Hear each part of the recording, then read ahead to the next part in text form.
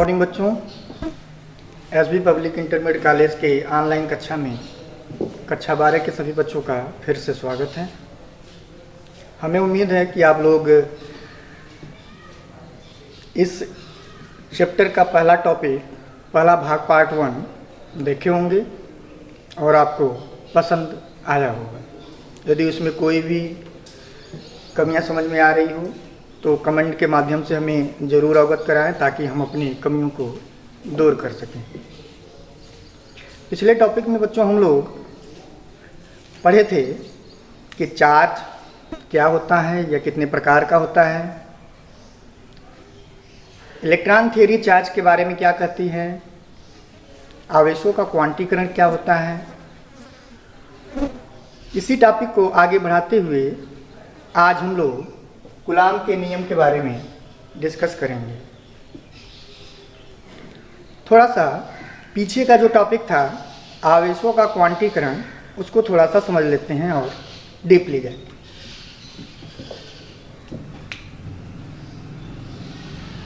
आवेशों का क्वांटीकरण कहता है बच्चों कि जब दो या दो से अधिक पदार्थ को आपस में रगड़ा जाता है तो इसमें आवेशों का जो वितरण होता है वह ई स्मॉल ई, जिसको हम मूल आवेश कहते हैं, इसके पूर्ण गुणज के रूप में होता है। यहाँ से एक फार्मूला हम लोग डिराइव करने वाले हैं। जैसे मान लेते हैं कि दो पदार्थ, दो पिंड, दो कण ए और बी, इनको आपस में रगड़ दिया। तो रगड़ने के बाद यदि हम सपोज कर लें कि ए से बी पर 5 इलेक्ट्रॉन ट्रांसफर होगा, तो ऐसा हम कह सकते हैं कि बी पर 5 इलेक्ट्रॉन की अधिकता हो गई।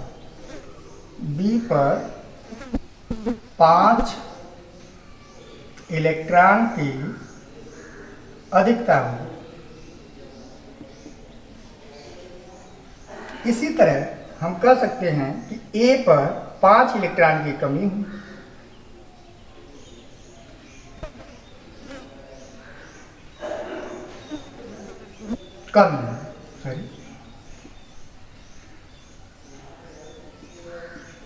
तो यदि बी पर आवेश पूछा जाए, ए पर आवेश पूछा जाए, तो हम एक फार्मूले की तरह लिख सकते हैं। आवेश को हम लोग प्राय क्यू से नोट करते हैं। तो ए पर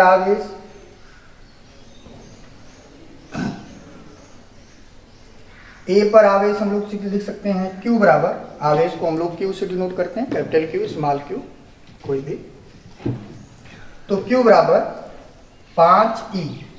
अब ए पर 5 इलेक्ट्रॉन की कमी हुई है, तो पीछे वाले टॉपिक में बताया था कमी होने का मतलब वो पॉजिटिव होगा, तो यहाँ पर लिख देंगे +5e। इसी तरह से बी पर आवेश, इसकी भी गणना कर सकते हैं हम लोग। क्यू बराबर, अब बी पर 5 इलेक्ट्रॉन की अधिकता हुई है, तो आप लिखेंगे -5e। ई की वैल्यू 1.6 × 10⁻⁻19 कूलाम होता है। कूलाम आवेश चार्ज का यूनिट है या SI मात्रक में, जिसको हम C से डिनोट करते हैं। E = 1.6 × 10⁻⁻19 coulomb. तो ए पर आवेश यदि अब देखा जाए तो वैल्यू रख के हम गणना कर सकते हैं, तो ए पर आवेश निकाल जा सकता है।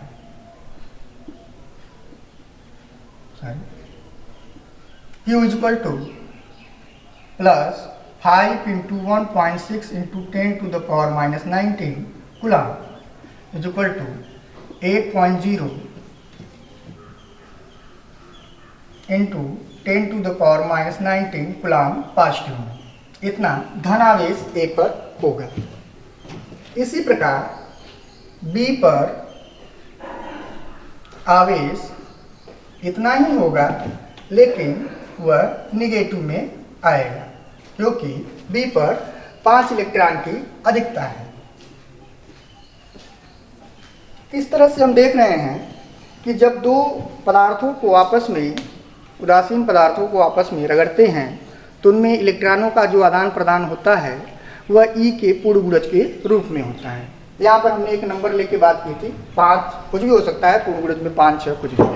यदि यह मान लें कि यन इलेक्ट्रॉन ए से बी पर जा रहे हैं, तब इसके लिए एक फार्मूला हम लोग लिख सकते हैं। यन इलेक्ट्रॉनों के लिए फार्मूला क्या बनेगा, उतारना तो उतार ली।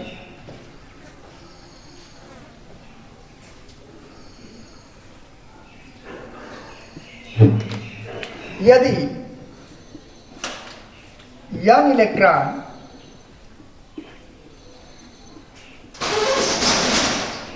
ए से बी पर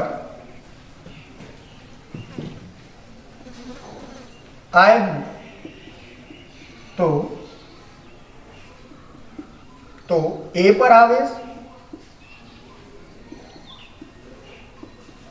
अब ए से बी पर आया तो ए पर कमी हुई है, तो ए पर आवेश Q बराबर प्लस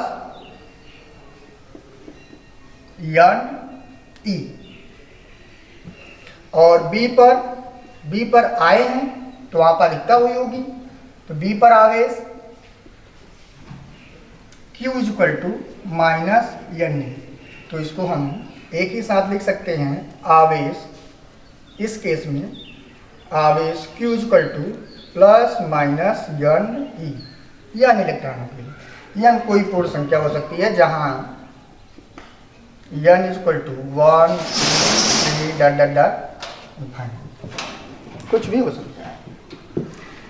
तो आवेशों के क्वांटीकरण से हम एक फार्मूले को समझ सकते हैं कि Q बराबर प्लस माइनस यन, इलेक्ट्रॉन की अधिकता हो या इलेक्ट्रॉन की कमी हो, इस तरह से हम आवेश की गणना उस कण पदार्थ पर निकाल सकते हैं।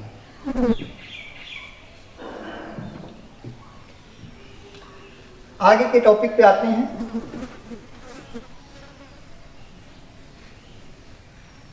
कूलाम का नियम।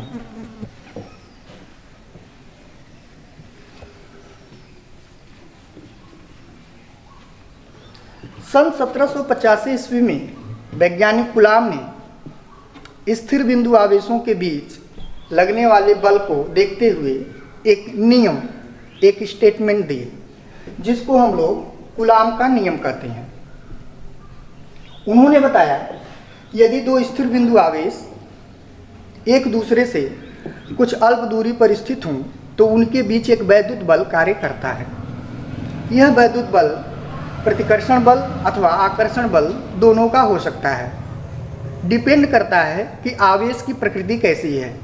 यदि सजातीय आवेश हैं तो वे एक दूसरे को प्रतिकर्षित करेंगे, यदि विजातीय आवेश हैं तो वे एक दूसरे को आकर्षित करेंगे।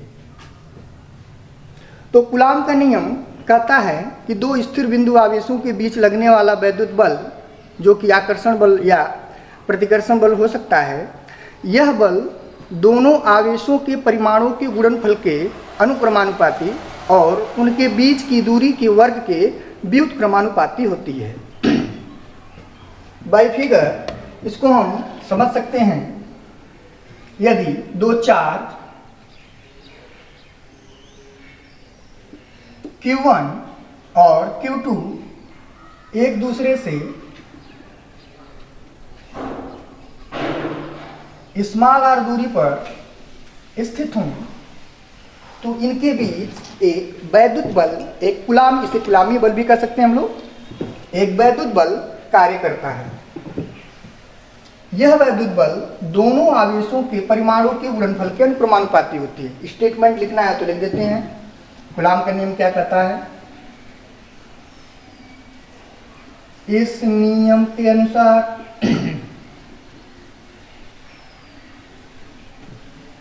दो स्थिर बिंदु आवेशों के बीच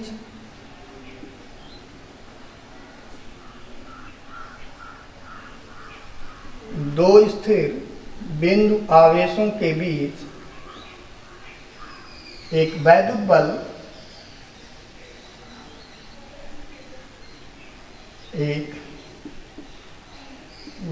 बल लगता है, जो आकर्षण या प्रतिकर्षण दोनों हो सकता है। इस नियम के अनुसार दो स्थिर बिंदु आवेशों के बीच एक वैद्युत बल लगता है। जिसका परिमाण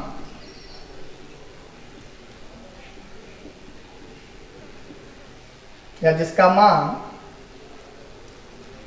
दोनों आवेशों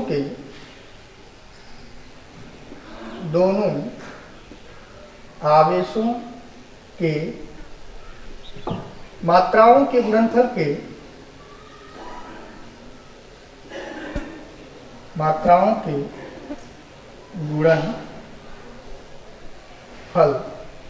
के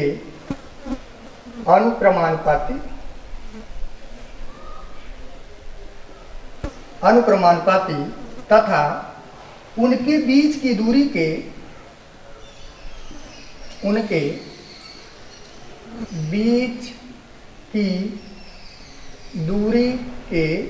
वर्ग के व्युत्क्रमानुपाती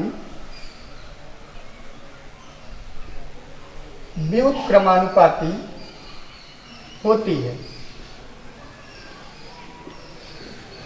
चूंकि यह एक बल है तो बल एक सदिश राशि है, तो इसके दिशा को भी स्टेटमेंट कर देते हैं, परिभाषित कर देते हैं। इस बल की दिशा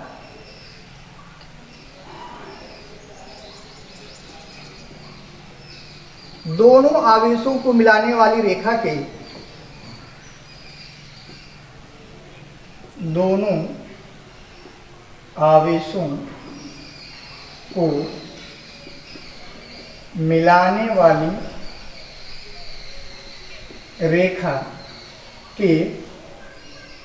अनुदिश होता है। अनुदिश मतलब उसी दिशा में, इनसाइड आउटसाइड, अंदर की ओर या बाहर की ओर अनुदिश होता है। यदि ये दोनों पॉजिटिव हो तो आउटसाइड बाहर की ओर बल की दिशा हो जाएगी। यदि ये आवेश विपरीत प्रकृति के हैं, एक प्लस है एक माइनस है, तो बल अंदर की ओर डायरेक्टेड होगा तीर के निशान के साथ। तो इस नियम के अनुसार दो स्थिर बिंदु आवेशों के बीच एक वैद्युत बल लगता है जिसका परिमाण दोनों आवेशों की मात्राओं के गुणनफल के अनुक्रमानुपाती तथा उनके बीच की दूरी के वर्ग के व्युत्क्रमानुपाती होता है। तो मान लेते हैं कि बल F है, माना बल F है, तो स्टेटमेंट के अनुसार हम लिख सकते हैं F अनुक्रमानुपाती या प्रोपोर्शनल Q1 इंटू Q2, दोनों आवेशों की मात्राओं के गुणनफल के अनुक्रमानुपाती, तथा सेकेंड उनके बीच की दूरी के वर्ग के व्युत्क्रमानुपाती होता है। यह प्रोपोर्शनल 1/r²। दोनों को कंबाइन कर देते हैं, मिलाते हैं, मिलाने पर तो यह अनुक्रमानुपाती Q1 इंटू Q2/r²। यहाँ पर एक कांस्टेंट ले लेते हैं, F बराबर K Q1 Q2/r²। K क्या है? K एक अनुक्रमानुपाती नियतांक है। K एक अनुक्रमानुपाती नियतांक है। इस K की वैल्यू माध्यम, आवेश और बल के मात्रकों पर डिपेंड करता है। यदि ये बदलेंगे तो K भी बदल जाएगा। यहाँ पर हम लोग लिख देते हैं, जहां K एक अनुक्रमानुपाती नियतांक है, प्रोपोर्शनल कांस्टेंट, जिसका मान माध्यम, आवेश तथा बल के मात्रक पर निर्भर करता है। यदि ध्यान दें, यदि बल को न्यूटन में मापा जाए, बल को इसमें न्यूटन है। आवेश को कूलाम में, कूलाम,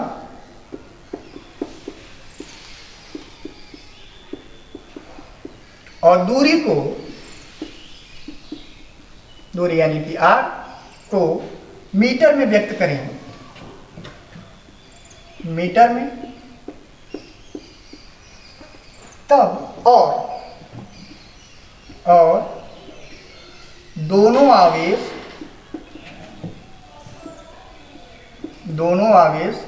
निर्वात में स्थित हों, कोई माध्यम हो। देखिए कंडीशन लगा के बात कर रहे हैं बच्चों। यदि बल न्यूटन में हो, आवेश कूलाम में हो और दूरी को मीटर में व्यक्त करें और दोनों आवेश निर्वात में स्थित हों, निर्वात में स्थित हों, निर्वात का मतलब जहाँ पर कोई गैस नहीं हो, कोई गैस का पार्टिकल ना हो, एकदम खाली जगह, हवा भी नहीं, हवा एक माध्यम है, निर्वात का मतलब हवा भी न हो, दोनों आवेश निर्वात में स्थित हों, तब इस k की जो वैल्यू होती है वो आती है बच्चों 9.0 × 10⁹ न्यूटन मीटर स्क्वायर प्रति कूलाम स्क्वायर। k की वैल्यू 9.0 × 10⁹ न्यूटन मीटर स्क्वायर प्रति कूलाम स्क्वायर होती है। अगर इसको रख के देखें तो फार्मूला बन जाता है निर्वात के लिए। यदि दो स्थिर बिंदु आवेश निर्वात में स्थित हों तो हमारा एक फार्मूला बन जाएगा 9.0 × 10⁹ Q1 Q2/r², इतना न्यूटन। ये एक फार्मूला डिराइव होके आ गया। यह फार्मूला हम तभी इस्तेमाल करेंगे जब दो स्थिर बिंदु निर्वात में स्थित हों और मात्रक SI पद्धति में ली गई है। आगे इस k को एक और फॉर्म के रूप में लिख सकते हैं, इस तरह से। निर्वात के लिए फिर वही बात कर रहे हैं, निर्वात के लिए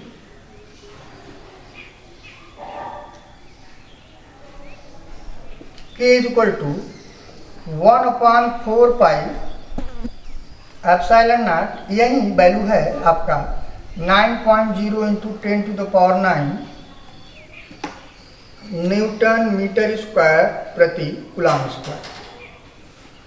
तो यहाँ से फार्मूला लिख देंगे 1/4πε0 × Q1 Q2/r², मतलब 9.0 × 10⁹ की जगह 1/4πε0 लिख सकते हैं। इसी की यह वैल्यू होती है, इतना न्यूटन।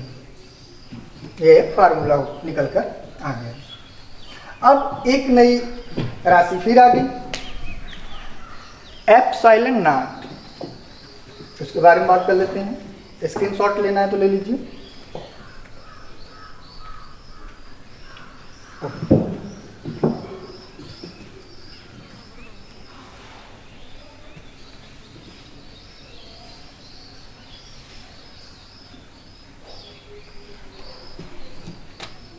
जहां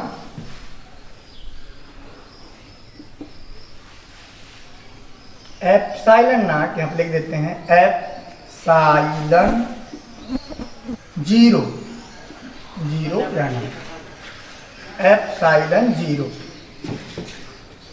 एक नियतांक है, एक नियतांक है जिसे निर्वात की विद्युतशीलता कहते हैं। निर्वात की परमिटिबिलिटी, निर्वात की विद्युतशीलता कहते हैं। निर्वात की विद्युतशीलता कहते हैं। आगे इसी क्रम में आगे बढ़ते हैं। दिमाग में आ रहा होगा कि निर्वात के लिए है तो ठीक है, यदि निर्वात न हो कि कोई माध्यम हो तब के लिए क्या फार्मूला बनेगा, तो उसको देख लेते हैं। ध्यान रहे ये फार्मूला हम लोग निर्वात के लिए ही अप्लाई करेंगे।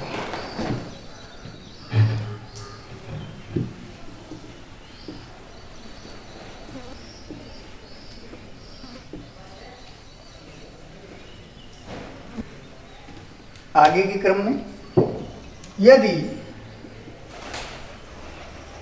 दोनों बिंदु आवेश, दोनों स्थिर बिंदु आवेश, ध्यान रहे कूलाम का नियम केवल और केवल स्थिर बिंदु आवेशों के लिए सत्य है। यदि दोनों स्थिर बिंदु आवेश किसी माध्यम में स्थित हों, माध्यम जल, कागज, केरोसिन इत्यादि हो सकते हैं, हवा भी किसी माध्यम में स्थित हों तथा माध्यम का परावैद्युतांक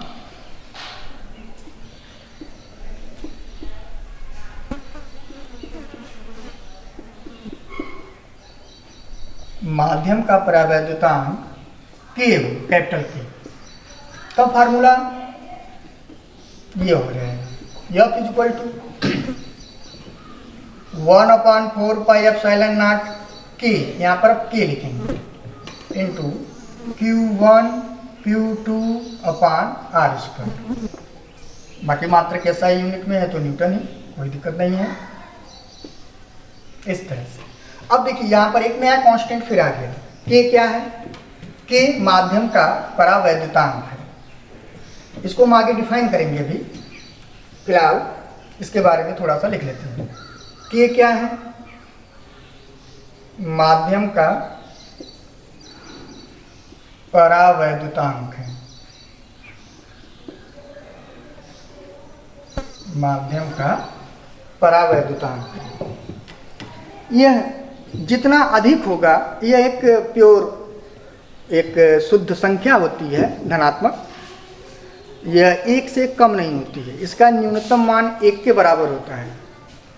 बेसिकली निर्वात अथवा वायु के लिए 1 मानते हैं, लेकिन वायु के लिए 1 से कुछ अधिक होती है, 1.009 कुछ करके, तो उसको हम 1 ही मान लेते हैं। और बाकी माध्यमों के लिए यह बढ़ता जाता है, जैसे जल के लिए इसकी वैल्यू 81 होती है, ऐसे ही आगे। तो ये के माध्यम का परावैद्युतांक है।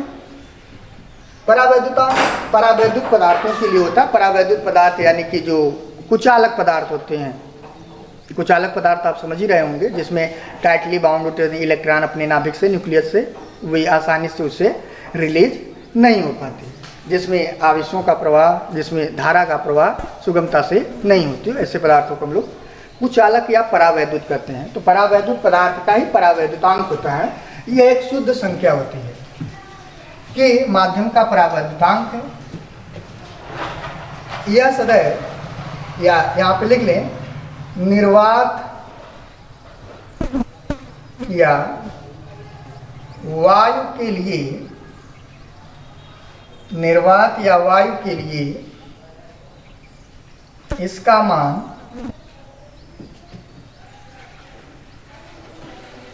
1 होता है। निर्वात अथवा वायु के लिए इसका मान 1 होता है। धातु के लिए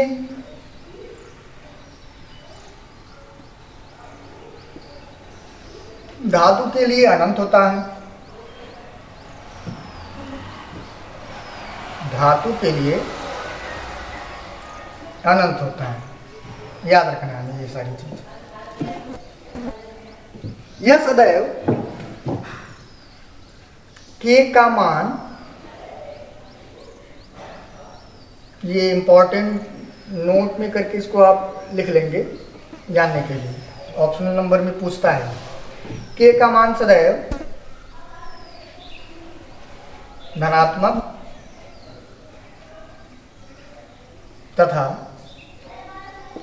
1 या 1 से अधिक होती है। तो के, तो यहाँ पर आप समझ सकते हैं, इसे नोट कर लेंगे, परावैद्युतांक उसके बारे में हमने लिख दिया है। तो ये फार्मूला बच्चों कब अप्लाई करेंगे? जब स्थिर बिंदु आवेश किसी माध्यम में स्थित होंगे तब के लिए।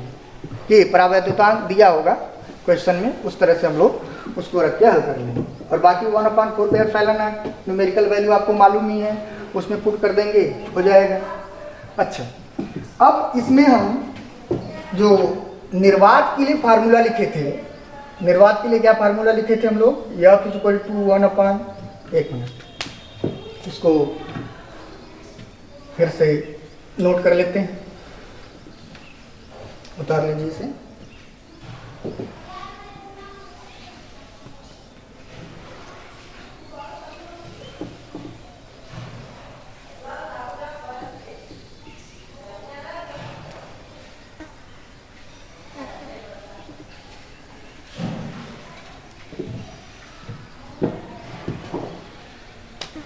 तो निर्वात के लिए हमने फार्मूला पढ़ा,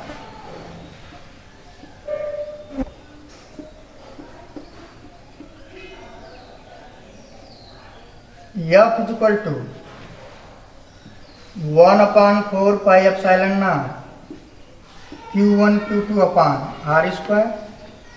और माध्यम, इसे माध्यम के लिए हमने पढ़ा यम लिख देते हैं, यम फॉर मीडियम, मीडियम मतलब माध्यम, 1/4 पाई एप्सिलॉन नॉट के इंटू Q1 Q2/r²। यहाँ पर मान लेते हैं क्वेश्चन नंबर 1 है, या क्वेश्चन नंबर 2 है, डिवाइड कर देते हैं। तो F/Fm की जो वैल्यू होगी, ये तो सीधे सीधे कट जाएगा, ये भी कट जाएगा, तो ये आ जाएगा = K। सॉल्व करेंगे तो K आएगा। तो यहाँ से हम देख क्या रहे हैं कि Fm = F/K हो गया। इसका क्या मीनिंग है? यहाँ से भी हम K को डिफाइन कर सकते हैं और यहाँ से इस बात को समझ सकते हैं कि किन्हीं भी दो स्थिर बिंदु आवेशों को यदि वे एक निश्चित दूरी पर निर्वात में स्थित हों तो उनके बीच एक बल लगना तय है, मान लेते हो बल F है, और उन्हीं आवेशों को हम किसी माध्यम में उतनी ही दूरी पर रख दें तो उस बल का मान घटकर 1/K गुना हो जाता है, यानी कि बल घट जाता है। माध्यम का परावैद्युतांक बढ़ने पर बल घटने लगता है, यहाँ पर हम देख सकते हैं। फिर से, किन्हीं भी दो स्थिर बिंदु आवेशों को निर्वात में जितनी एक निश्चित दूरी पर रखने पर जो बल लगता है, अगर उन्हीं आवेशों को किसी माध्यम में उतनी ही दूरी पर रख दें, किसी माध्यम में जिसका परावैद्युतांक K हो, तो उस केस में वहाँ पर आवेशों के बीच लगने वाला बल पहले का 1/K गुना हो जाता है। जो निर्वात में बल लग रहा था उसका 1/K गुना हो जाएगा। यानी कि अगर मैं न्यूमेरिकली बात करूं कि निर्वात में मान लेते हैं कि 10 न्यूटन का बल लग रहा है, अब उसको हम 2 परावैद्युतांक वाले माध्यम में रख दिए, या निर्वात वाला ये 10 न्यूटन है। अब इसको हम एक ऐसे मीडियम में रख दिए, माध्यम में जिसका परावैद्युतांक कितना है? 2 है। तो उस केस में लगने वाला बल डायरेक्ट आप निकाल सकते हैं F/K से, यानी कि 10/2 कर देंगे तो 5 न्यूटन हो जाएगा, यानी कि बल घट जाएगा। बल बढ़ेगा नहीं, बल घट जाएगा। अच्छा, एक तो ये बात क्लियर हुई यहाँ से। दूसरी बात कि कभी कभी आता है कि माध्यम का परावैद्युतांक क्या होता है, इसे डिफाइन कीजिए। तो किसी माध्यम का परावैद्युतांक क्या है? किसी माध्यम का परावैद्युतांक निर्वात में स्थित दो स्थिर बिंदु आवेशों के बीच लगने वाले बल तथा उतनी ही दूरी पर किसी माध्यम में स्थित दो आवेशों के बीच लगने वाले बल के अनुपात के बराबर होता है।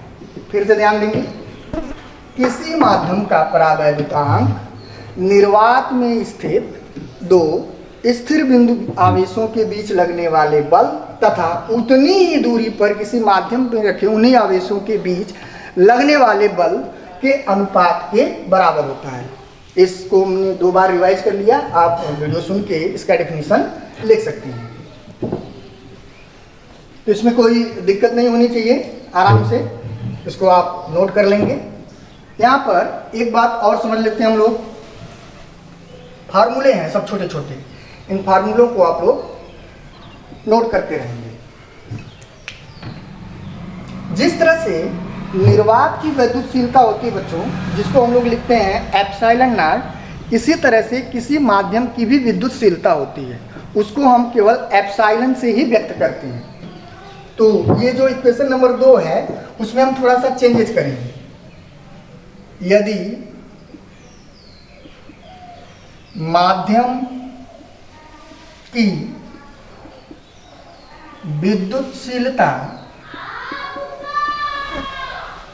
एप्सिलॉन हो, एप्सिलॉन नॉट, बस यहाँ पर जीरो नहीं लगाएंगे, माध्यम के लिए केवल एप्सिलॉन लिखेंगे। यदि माध्यम की विद्युतशीलता एप्सिलॉन हो तब इक्वेशन नंबर 2 को ही चेंज करेंगे। तब 2 से आप लिख सकते हैं उसे Fm = 1/4 pi epsilon into Q1 Q2 अपान r²। यहाँ पर जहाँ एप्सिलॉन पहले ही बात कर लिए हैं कि एप्सिलॉन क्या है, माध्यम की विद्युतशीलता है। एप्सिलॉन की जगह ये एप्सिलॉन नॉट के की जगह आया है, इसलिए यहाँ पर एक फार्मूला फिर निकल के आता है, एप्सिलॉन = एप्सिलॉन नॉट के। तो माध्यम का परावैद्युतांक जो है उसे हम 2 तरह से बच्चों डिफाइन कर सकते हैं, आप देख सकते हैं। एक तो पहले मैंने डिफाइन कर दिया बल के टर्म में, अब यहाँ विद्युतशीलता के टर्म में भी डिफाइन करने जा रहा हूँ। विद्युतशीलता के टर्म में कैसे, आप देख सकते हैं कि किसी माध्यम का परावैद्युतांक माध्यम की विद्युतशीलता तथा निर्वात की विद्युतशीलता के अनुपात के बराबर होता है। आई थिंक ये सरल है पहले से, लेकिन एग्जाम में कोई भी आए तो आप लिख सकते हैं, कोई दिक्कत नहीं है। किसी माध्यम का परावैद्युतांक माध्यम की विद्युतशीलता तथा निर्वात की विद्युतशीलता के अनुपात के बराबर होती है। यहाँ से और यहाँ से बल के टर्म में दोनों तरह से हम लोग नोट कर सकते हैं। ओके, उतार लीजिए।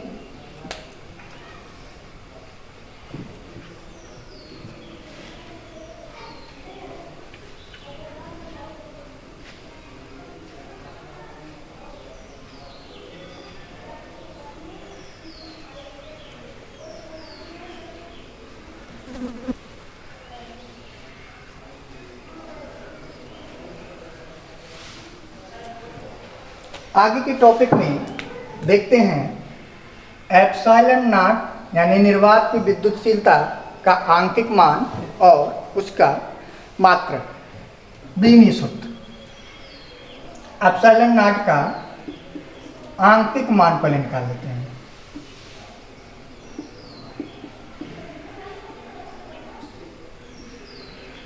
एप्सिलॉन क्या है? एप्सिलॉन नॉट निर्वात की विद्युतशीलता है। तो यहाँ पर चूंकि हम जानते हैं 1/4 pi epsilon naught = 9.0 × 10⁹ newton metre square प्रति कूलम स्क्वायर। तो यहाँ से हम लोग एप्सिलॉन नॉट को कैलकुलेट कर लेंगे। तो एप्सिलॉन नॉट = क्या हो जाएगा? 1/4 पाई × 9.0 × 10⁹ कूलम स्क्वायर प्रति न्यूटन मीटर स्क्वायर। चेंज हो जाएगा, यूनिट बदल मतलब उल्टा हो जाएगा। इसको जब बच्चों हम लोग हल करेंगे तो 3.14 4 × 3.14 × 9.0 × 10⁹ कूलम स्क्वायर प्रति न्यूटन मीटर स्क्वायर। इसको हल करने पे इसका मान आता है, याद रख लेंगे, 8.55 5 बुढ़े 10 घाते -12 कूलम स्क्वायर प्रति न्यूटन मीटर स्क्वायर। एक एप्सिलॉन नॉट की वैल्यू होती है, एप्सिलॉन नॉट का ये वैल्यू होता है।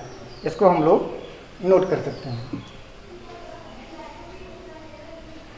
एप्सिलॉन नॉट की मात्रक पे बात करें तो मात्रक को भी निकाला जा सकता है। तो एप्सिलॉन नॉट का मात्रक पहले इधर देख लेते हैं।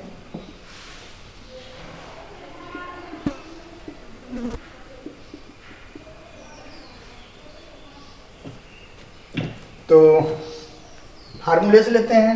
निर्वात में लगने वाला बल F = 1/4 pi epsilon not into Q1 Q2 upon R²। तो एप्सिलॉन = 1/4 पाई F इंटू Q1 Q2 अपान R²। तो एप्सिलॉन नॉट का मात्रक यहाँ पे लिख सकते हैं सीधे। मात्रक 1/4 पाई एप्सिलॉन 1/4 पाई एक शुद्ध संख्या है, राशि है। संख्या का कोई मात्रक नहीं है, इसलिए उसको छोड़ देंगे। यहाँ पे लिखेंगे ये आवेश को, या सही पद्धति में मात्रक ले रहे हैं तो Q1 Q2 को कुलाम, तो यह हो जाएगा कुलाम इंटू कुलाम अपान न्यूटन मीटर स्क्वायर। ये हो जाएगा कुलाम स्क्वायर प्रति न्यूटन मीटर स्क्वायर। कुलाम को हम लोग क्या लिख सकते हैं, पिछली कक्षाओं में हम लोग पढ़े हैं। तो Q जैसे धारा I बराबर क्या होता है, आवेश प्रवाह की दर को हम लोग धारा कहते हैं। ठीक, अगर मात्रक के रूप में व्यक्त करें तो एम्पियर मात्रक के रूप में, तो कुलाम सेकेंड। तो कुलाम को एम्पियर सेकेंड नोट कर सकते हैं। कुलाम को हम लोग एम्पियर सेकेंड नोट कर सकते हैं। तो कुलाम को हम लोग एम्पियर सेकेंड लिखेंगे, स्क्वायर है तो स्क्वायर लगा देंगे, न्यूटन मीटर स्क्वायर। अब यहाँ पर इसे हम तोड़ लेते हैं। ये हो जाएगा एम्पियर स्क्वायर सेकेंड स्क्वायर प्रति न्यूटन मीटर स्क्वायर। अब बीमी सूत्र लिखना हो तो डायरेक्ट बीमी सूत्र लिख सकते हैं। न्यूटन को चेंज करना है तो न्यूटन को भी चेंज कर सकते हैं। एम्पियर यहाँ पे डायरेक्ट इस तरह से भी लिखा जा सकता है। एम्पियर एम्पियर्स पद्धति में लिखना हो तो इसको न्यूटन को चेंज कर सकते हैं, किलोग्राम मीटर पर सेकेंड। न्यूटन को अगर लिखना हो तो यम में किलोग्राम मीटर सेकेंड -2 तो चेंज किया जा सकता है। किलोग्राम मीटर सेकेंड -2, सेकेंड -2 है तो ऊपर जाएगा तो प्लस बन जाएगा, और इंटू मीटर स्क्वायर। तो ये चीज हो जाएगा एम्पियर सेकेंड घाते 4 प्रति किलोग्राम मीटर क्यूब। तो यहाँ से इसको लिख देंगे हम लोग किलोग्राम -1 इंटू मीटर -3 यम के यस ए पद्धति में नोट करने जा रहे हैं बच्चों। तो सेकेंड ए के पावर 2।